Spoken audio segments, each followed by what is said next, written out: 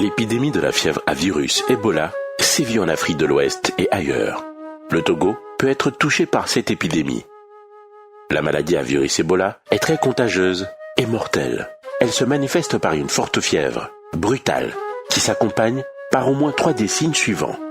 Diarrhée sanglante ou non, nausées ou vomissements, douleur abdominale, douleur articulaire ou musculaire, toux, fatigue intense, saignement, perte inexpliquée de l'appétit, maux de tête. En présence de tels signes, appelez gratuitement le 111 ou contactez le centre de santé le plus proche. Il n'y a pas de vaccin contre cette maladie, mais lorsque le malade est rapidement pris en charge, il augmente ses chances de guérison.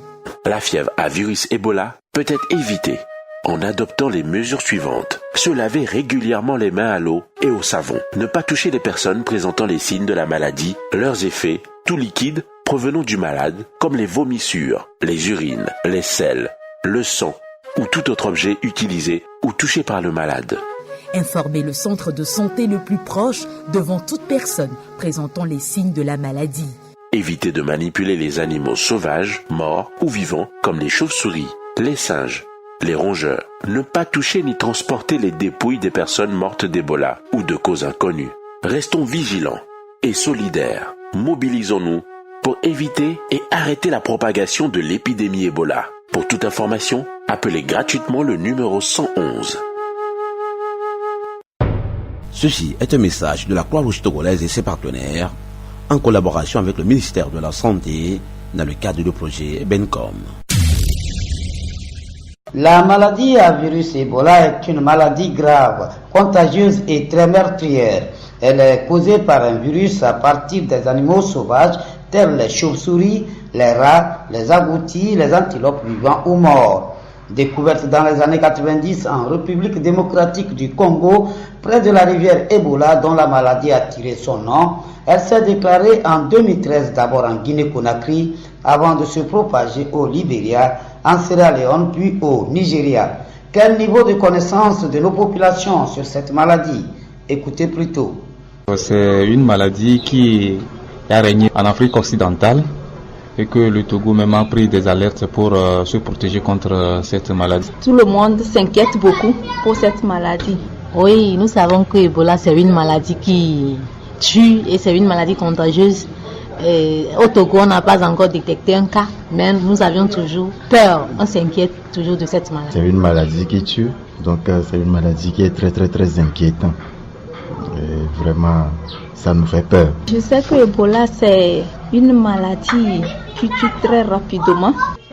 C'est une maladie quand il faut la chaleur ou bien tu vas vomir et tu chies et tu perds les selles et le sang sort. Depuis l'annonce par l'Organisation mondiale de la santé de la fin de la maladie dans la sous-région ouest africaine, les populations togolaises ont poussé un ouf de soulagement, croyant être au bout du tunnel de l'épidémie. Mais voilà, sa réapparition en début d'année 2016 dans certains pays du continent noir fait planer le doute et l'inquiétude sur les populations, surtout avec le retour massif des chauves-souris dans certaines régions du Togo. Vraiment, c'est très inquiétant quand on voit le retour des chauves-souris et puis ils sont arrivés en masse, donc vraiment c'est inquiétant. Ça nous inquiète toujours parce que on voit vraiment qu'il y a le retour massif des chauves-souris et que on ne sait même pas ce qui nous réserve. Je remarque que dans notre région, à Tapamé ici, il y a assez de chauves-souris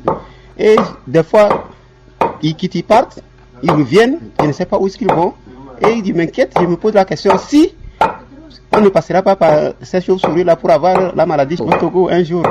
Avec la propagation de la fièvre à virus d'Ebola, il a été recommandé de ne plus manger la viande de chauve-souris, d'agoutis, de saints et tout. Mais force est de constater que les chauves-souris abondent. On parlait de la vache folle dans les pays développés. On avait abattu beaucoup de vaches. Ici, ces chauves-souris existent et qu'on ne les abat pas. Pourquoi maintenant refuser leur consommation? À côté même du commissariat à Takwami. Ça abonde, c'est les chauves-souris. Que fait le ministère de l'Environnement? Jusqu'au jour d'aujourd'hui, le Togo, notre pays, n'a pas encore enregistré un seul cas. Les autorités sanitaires, avec l'appui des ONG et les partenaires techniques et financiers, ont opté plusieurs stratégies dont les campagnes de sensibilisation sur les mesures préventives à prendre. Parmi celles-ci, des représentations théâtrales dans les lieux publics.